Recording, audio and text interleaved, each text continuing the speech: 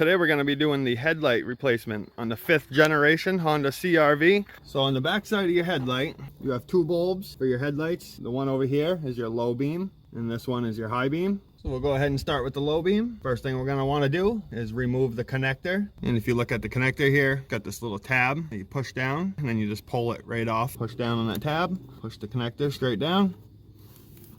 And to remove the bulb out of the housing, you're going to rotate it counterclockwise.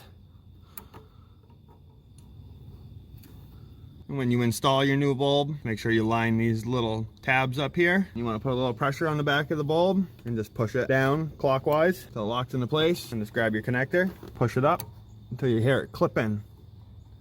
Just give it a little tug, make sure it's in there. And now it's the same process for the high beam. You got the little tab, just push that down. Push your connector off, rotate the bulb counterclockwise, and it will pull straight out. Push on the back of the bulb a little bit and rotate it clockwise until it locks in. And grab your connector, push it on until you hear it clip. Just make sure it's locked into place.